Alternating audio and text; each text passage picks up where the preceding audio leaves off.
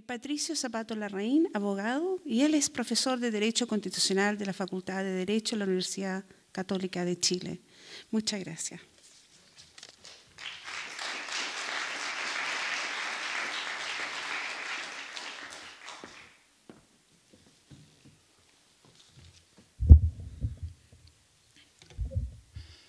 Muy buenos días y gracias a los organizadores por la invitación. Normalmente evito leer porque es más latero, pero estoy padeciendo un dolor bien agudo y estoy tomando hay varios médicos acá, estoy tomando un remedio que se llama Tramal y me dicen que puede producir algún tipo de olvido, alucinaciones, y obviamente no quiero incurrir en eso, así que voy a leer y espero estar dentro de los 30 minutos.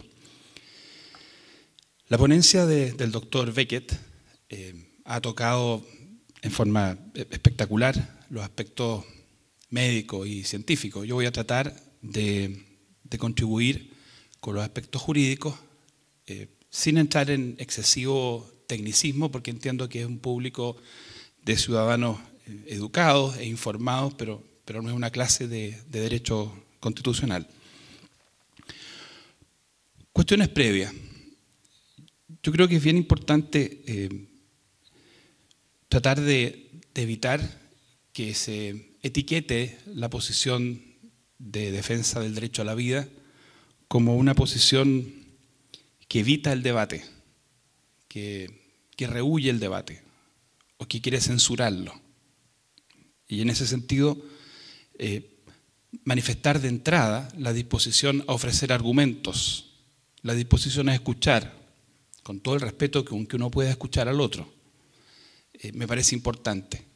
Tener siempre la disposición a entrar al debate, que creo que es el ánimo de una conferencia como esta. En segundo lugar, hacer un esfuerzo por distinguir, porque entre quienes tienen una posición partidaria de una ley de aborto, hay, creo yo, distintas posiciones. Hay personas que están derechamente en una posición que niega completamente cualquier valor a la vida del embrión, pero hay otras personas que equivocadamente, creo yo, están tratando de encontrar lo que piensan es un equilibrio entre los derechos de la mujer y los derechos del que está por nacer. Y esas personas, uno tiene que ser capaz de decirles, creo que lo que tú estás proponiendo es un error, tiene estas y estas consecuencias, pero creo que uno debiera hacer un esfuerzo para tener ese diálogo por el respeto. Y a cambio, creo que uno también debiera pedir a los partidarios de autorizar algún tipo de aborto que entendieran que las personas que rechazan estas iniciativas no lo hacen por ser insensibles ante el sufrimiento de las madres, ni porque adscriben a visiones machistas que ven a la mujer embarazada como una incubadora sin ningún tipo de derecho. Lo hacemos más bien en base a lo que entendemos es una comprensión cabal de la igual dignidad de todas las personas. Finalmente, última cuestión previa. A menos lo que a mí respecta, la discusión sobre los mayores o menores niveles de tutela que la sociedad debe conceder a los derechos del que está por nacer no debiera focalizarse exclusivamente ni principalmente en las herramientas del derecho penal. Yo pienso que la pena penal es un instrumento bastante tosco, de efectos no siempre predecibles y cuya ejecución en concreto a veces tiende a afectar más derechos de los que supuestamente busca limitar. La pena penal no debiera ser el centro de ninguna política social. Por lo anterior, yo creo que no hay que sentirse cómodo y tranquilo pensando que la vida del que está por nacer está suficientemente cautelada por el mero hecho de que mantenemos por ahí en el Código Penal vigentes un par de tipos penales. Creo más bien que una eficaz protección de las vidas humanas supone que junto con castigar al individuo que atenta contra dicho bien valioso, la sociedad en su conjunto debe asumir responsabilidades positivas, educando a la sexualidad responsable, no discriminando a las madres adolescentes o solteras, facilitando la adopción y estableciendo políticas sociales integrales que apoyen eficazmente la maternidad. no haciendo del cumplimiento de este deber un gravamen que cae exclusivamente sobre los hombros de la mujer. Esa sería una solución machista y discriminatoria, sino un gravamen que asumimos como comunidad, todos y todas. ¿Alguna idea sobre el aspecto constitucional? El siglo XX, el siglo que se nos fue un siglo testigo de horrores espantosos, quizá inéditos en la historia de la humanidad, pero también, en positivo, fue un siglo en que la humanidad adquirió cierta conciencia sobre el valor precioso de los derechos humanos.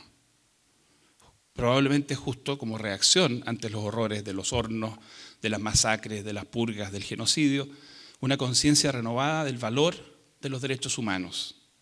Entonces las constituciones, los tratados internacionales, los organismos preocupados de los derechos humanos se multiplican, especialmente después de 1945.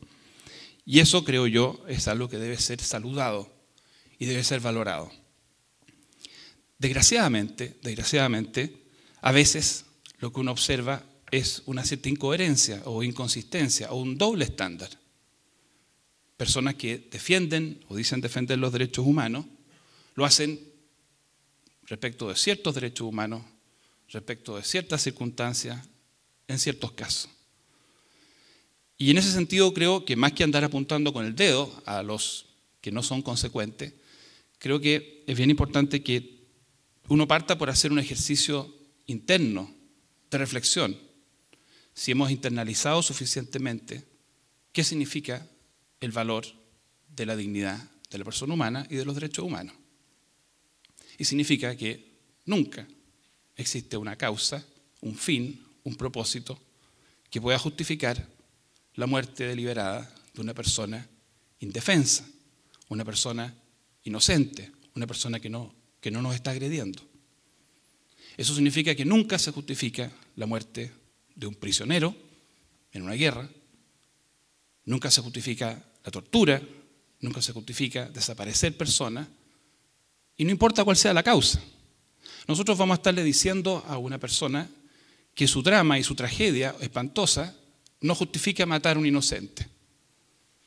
Tenemos que llevar esa lógica hasta las últimas consecuencias. Nunca habrá un motivo, el progreso del país, la victoria contra un enemigo, que justifique éticamente tomar la vida deliberadamente de una persona que no puede defenderse, que no nos está atacando. La única circunstancia en que estamos justificados éticamente para tomar la vida de otro ser humano es cuando estamos en la actual defensa de nuestra vida, que está directamente siendo amenazada, la legítima defensa.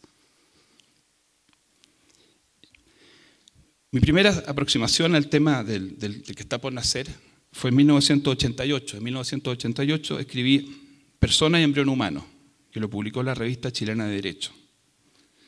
Yo era un alumno todavía, estaba en cuarto año, y fue la gentileza de mi profesor José Luis Sea la que permitió que se publicara ese artículo. Lo destaco porque durante ese año yo fui presidente de la Federación de Estudiantes de la Universidad Católica. Fue el año del plebiscito, entre el sí y el no. Y todavía recuerdo la cara de algunos amigos míos que me preguntaban por qué estaba escribiendo un artículo sobre el embrión, la persona, el aborto, en el año 88. Entonces yo me acuerdo que les dije a varios de ellos, yo creo que nuestra defensa de los derechos humanos en los años 80, nuestra crítica contra los atropellos de los derechos humanos tenía que ser consecuente, tenía que ser integral. Y yo veía en el aborto una violación a los derechos humanos. Y ahí está el artículo, 1988, y aquí estamos 26 años después hablando de este tema. Hay un tema constitucional que se discute, porque hay un tema médico, ¿no es cierto? ¿Desde cuándo hay un individuo de la especie humana? Y en eso hay que escuchar a la ciencia, hay que escuchar a la medicina. Y hay un tema que el profesor Beckett llamaba filosófico, yo también podría decir jurídico. ¿Desde cuándo hay personas? Es inconcebible que una sociedad no defina un punto de inicio. Es muy importante tener claro ese punto de inicio. ¿Desde cuándo hay personas? Eso significa desde cuándo hay un ser que tiene derechos fundamentales, derechos que no están a merced de mayorías ocasionales o mayorías de turno.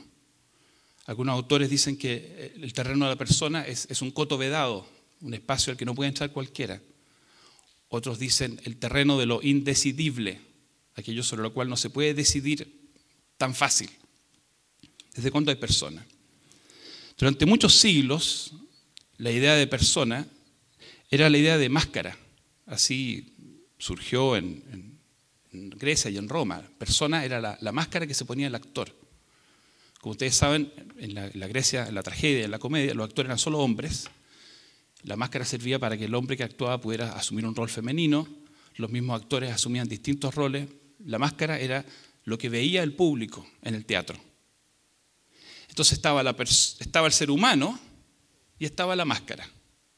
Estaba el ser humano de carne y hueso, de sangre, de nervio, de músculo, y estaba el rol social en la obra. Hay personas que siguen pensando, 2000 años después, que la categoría de persona es una categoría artificial que nosotros le ponemos encima a ciertos seres de carne y hueso. Y en el fondo, como comunidad, tenemos el derecho de decidir quiénes son personas. Y durante siglos sufrimos esa práctica y decidimos, por ejemplo, que los descendientes de África trasladados a América no eran personas, eran esclavos. Los jesuitas en Chile tuvieron que librar una ardua batalla contra quienes pensaban que nuestros aborígenes no eran personas. Calígula en su momento dijo, yo creo que mi caballo es persona para efectos jurídicos. Puede ser dueño, puede dar en herencia. Hemos tenido tiempos en los cuales se le niega la personalidad a ciertos seres humanos, a ciertos individuos humanos, e incluso momentos en que se le ha dado el rótulo de persona a quienes no son individuos de la especie humana. Pero eso debiéramos tener claro, eso es pasado. Eso debiera ser pasado. Eso es no asumir el aprendizaje de lo que pasó durante el siglo XX. No entender lo que ocurre cuando uno le niega a ciertos individuos de la especie humana la calidad de persona. Cuando uno dice, los judíos, los gitanos, los comunistas, los gays, no son personas, o son menos personas. Por eso que tenemos que aplaudir el lenguaje de las declaraciones universales. Las organizaciones no siempre están a la altura del lenguaje, pero el lenguaje es digno de aplauso. No se puede discriminar en razón de edad, sexo, condición, salud, enfermedad, edad, salud, raza. Entonces, la discusión sobre quiénes son personas en nuestro sistema jurídico es importante. Yo por lo menos he defendido la idea de que nuestra Constitución actualmente vigente postula que todo individuo de la especie humana es persona. Y lo hago sobre la base de varios argumentos que están publicados en un libro más reciente, el 2008. Pero ojo, hay personas entre nosotros, abogados muy distinguidos, que postulan que en Chile la persona principia al nacer. Y lo hacen sobre la base de un artículo del Código Civil. Porque efectivamente hay un artículo del Código Civil chileno que dice la persona principia al nacer, esto es, al separarse completamente de la madre. O sea, en el momento en que se corta el cordón umbilical, mágicamente tendríamos una persona. Yo creo que ese es un error profundo, es leer la Constitución, que es la norma superior, desde un artículo del Código Civil, que es norma inferior. Es no entender que lo que está haciendo el Código Civil es distinguiendo para efectos de aspectos patrimoniales, aspectos económicos, aspectos civiles. Hay que mirar lo que dice la Constitución. La Constitución dice las personas nacen libres, iguales en dignidad y derechos. Fíjense bien, dice las personas nacen libres, iguales en dignidad y derechos. Algunos literalmente dicen, ve, el nacimiento es la clave. No, lo que está diciendo es que ya nacemos libres e iguales en dignidad y derechos. Nada de lo que puede hacer la sociedad nos otorga esos derechos, ni nos puede quitar esos derechos. Las personas ya vienen con esa condición al momento de nacer. Son derechos anteriores al Estado o al reconocimiento estatal. Yo quiero referirme brevemente, no sé cuántos minutos me quedan. 15, perfecto. Me quiero referir brevemente a algunos de los proyectos de ley que se han discutido en el último tiempo. Todavía no sabemos exactamente cuál va a ser el proyecto eje de la discusión que vamos a vivir durante el 2015. Todavía no sabemos si va a ser un ensamble de distintas mociones, algunas de las cuales las comentó el doctor Beckett, o si va a haber una iniciativa del gobierno. Entonces lo que podemos hacer mientras tanto es analizar las mociones que ya se han presentado en el pasado. Yo me voy a detener en 3 mociones, que yo las analicé en su momento, hice un informe para el Senado el año 2012. Estas 3 fueron rechazadas. Comencemos por un proyecto del senador Fulvio Rossi y la ex senadora Evelyn Matei. Despenaliza la interrupción del embarazo por razones médicas, boletín 7373 del año 2007. Esta iniciativa modificaba el Código Penal, decía: no se considerará aborto cuando se produzca la muerte del feto como consecuencia de una intervención, tratamiento o administración de algún fármaco que sea indispensable para salvar la vida de la madre, lo que deberá ser certificado por un grupo de 3 médicos. Y después, no será punible la interrupción del embarazo cuando se haya certificado por un grupo de 3 médicos la inviabilidad fetal. En términos de lo que explicaba el doctor Beckett, tenemos la causal, comillas, terapéutica, para salvar la vida de la madre, y 2, la causal de inviabilidad. La primera hipótesis, esta terapéutica, corresponde aproximadamente a lo que uno podría llamar aborto terapéutico. Pero la verdad es que, como lo planteaba el doctor Beckett, confunde 2 situaciones bien distintas. Una cosa es un tratamiento médico efectivamente indispensable o necesario, que puede traer como consecuencia no deseada la muerte del embrión, y otra cosa es usar la vida del embrión como un recurso o elemento para mejorar la salud de la madre. Como lo dijo también el doctor Beckett, no quiero repetirme, los avances de la medicina han ido volviendo prácticamente imposible la situación de colisión ineludible entre las 2 vidas. Ahora bien, aun cuando fueran escasísimas esas hipótesis, el derecho debe, por supuesto, proveer algún criterio para las familias y los médicos que se enfrenten a esa hipótesis rara. Dicho lo anterior, uno podría decir que la propuesta Rossi-Matei conciliaba razonablemente los 2 derechos fundamentales, el de la mujer y el hijo. En efecto, aun cuando es posible imaginar casos en que la madre pudiera optar por seguir adelante con el embarazo, aún arriesgando con ello su vida, voluntad heroica que debería respetarse, no parece sensato, sin embargo, que la ley penal imponga esa conducta como única legítima. Mi problema con ese proyecto, no obstante, es que resulta ser innecesario, superfluo. Ello por cuanto pretende regular una situación que ya está suficientemente y adecuadamente regulada. En efecto, si lo que realmente interesa es disponer como sociedad de una respuesta razonable para aquellos dramáticos casos, repito, escasísimos, en que realmente parecen inconciliables la continuación de la vida de la madre y el desarrollo de la persona que está por nacer, basta y sobra con la ley vigente, basta y sobra con la ley vigente. Desde 1931, como ustedes saben, hasta 1989, el Código Sanitario incluía una norma, el artículo 119, que autorizaba expresamente el aborto terapéutico.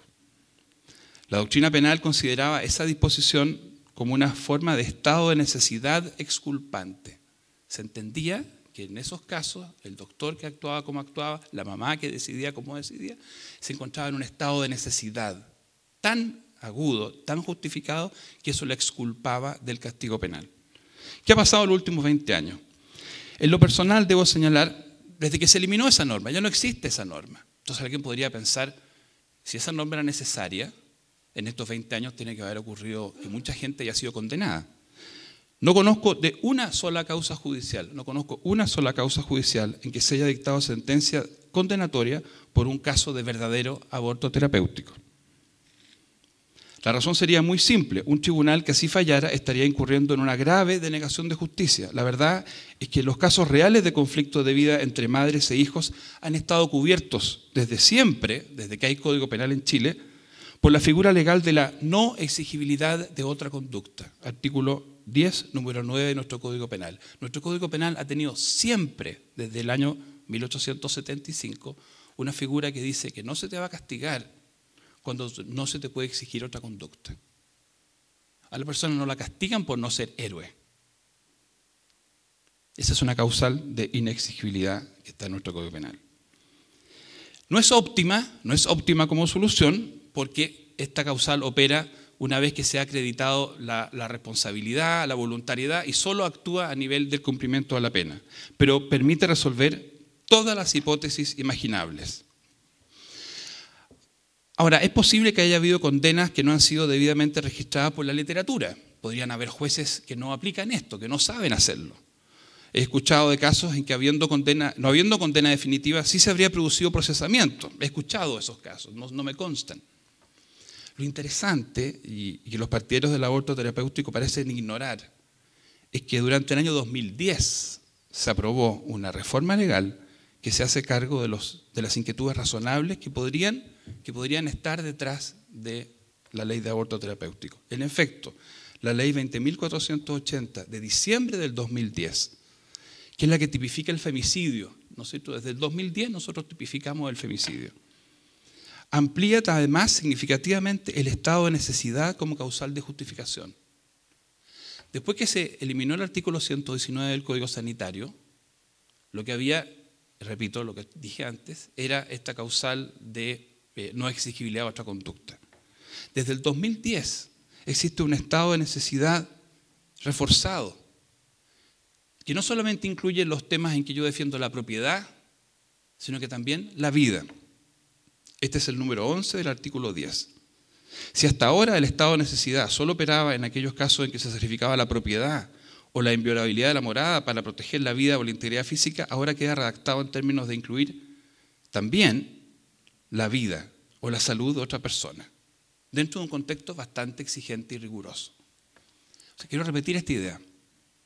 Existe en el Código Penal, desde el año 2010, una segunda figura que se pone en el caso altamente hipotético de que algún fiscal del Ministerio Público llevara a algún tribunal a una mujer o a un médico que hubiera participado en una auténtica, de rara ocurrencia, situación de colisión entre dos derechos. El punto entonces es que parece ser que uno se pregunta, ¿para qué es la ley? ¿Para qué es la ley?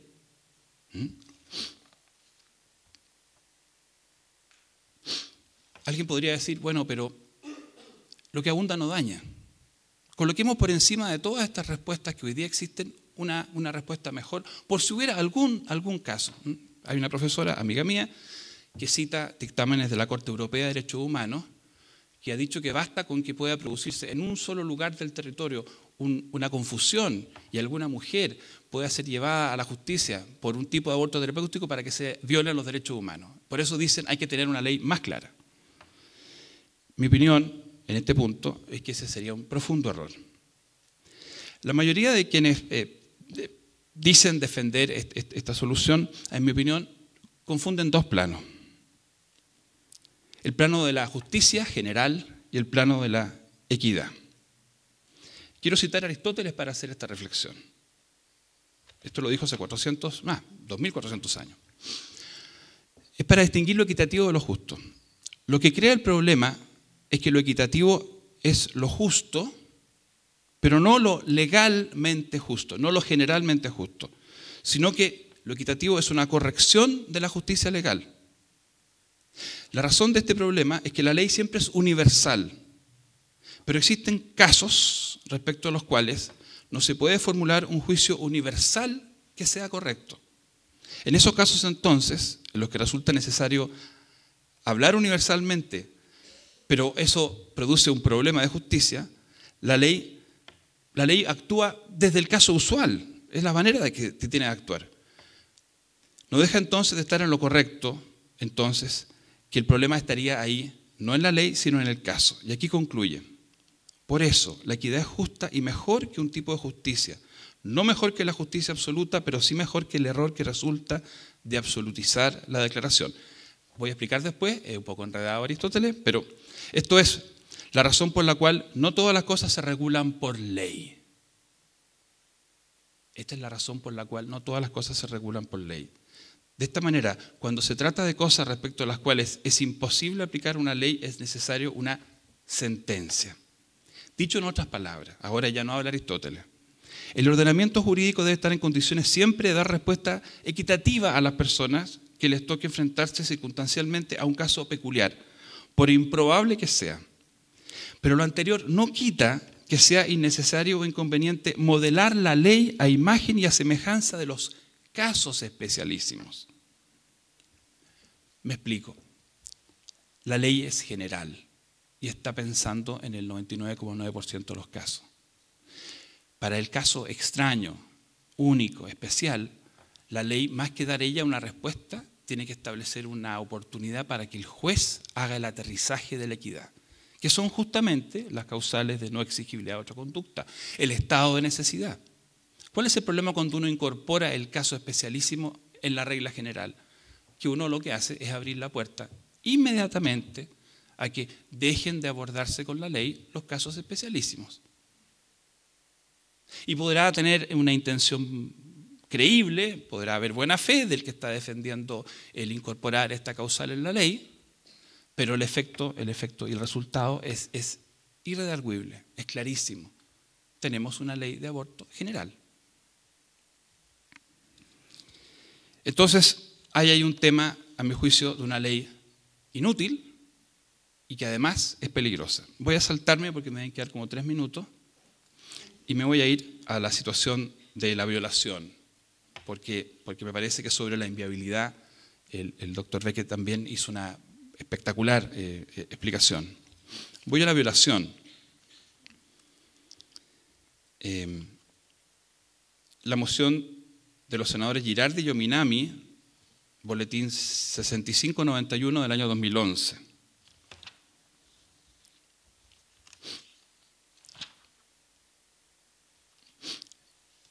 Como lo decíamos, el proyecto intenta hacerse cargo del impacto psíquico que produce en la mujer ser víctima del crimen de violación. Atendiendo precisamente a ese dolor, esa moción quiere liberar a la mujer del gravamen adicional de llevar a término un embarazo que es fruto de una agresión sexual.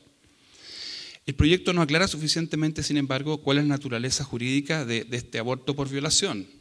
Hay que entender que se trata de una conducta que se considera conforme a derecho, o más bien estamos ante un acto que sigue siendo antijurídico, pero que admite ahora esta nueva causal eximente de responsabilidad penal que se está creando. Permítanme, yo sé que me queda poco, pero esto es algo que para el derecho penal hay etapas en que se va apreciando el acto. Y hay un momento en que uno dice si el acto es jurídico o antijurídico. ¿Está de acuerdo o no está de acuerdo con el derecho? Y hay un segundo momento en que uno dice si es culpable o no. Nosotros podemos realizar un acto antijurídico, pero no ser culpables. Eso es posible. Puede ocurrir algo en nuestra psiquis que hace que no merezcamos un reproche. Actuamos impulsados por una situación completamente irresistible. O defendemos una vida y matamos. Eso es antijurídico matar, pero no es culpable. Entonces, la pregunta con ese proyecto es, ¿qué es lo que hace? ¿Considera válido jurídicamente el tomar una vida? Si es así, es completamente contrario a la Constitución por las razones que he dicho. No se puede tomar la vida de un ser inocente, de una persona que tiene derecho a la vida, por ninguna circunstancia. Pero supongamos que es lo otro, que es una nueva causal eximente de responsabilidad penal. Vuelvo a lo que dije antes. ¿Es necesario incorporar una causal especial si tenemos en nuestro Código Penal ya en acto, ya en los libros del Código Penal, desde hace mucho tiempo, causales para situaciones como esa? Donde cualquier tribunal medianamente criterioso se inhibiría de condenar a una mujer que efectivamente obró impulsada por un impulso irresistible. Pero claro, ahí tendríamos la posibilidad de que el tema se discutiera en concreto y uno pudiera entonces distinguir al médico que tiene un negocio del aborto de la mujer de 14 años violada por su padrastro y que incurrió en esa decisión terrible. Pero eso lo puede hacer el juez, dentro de una norma general que dice el aborto es un delito y que establece esta posible causal eximente de responsabilidad penal.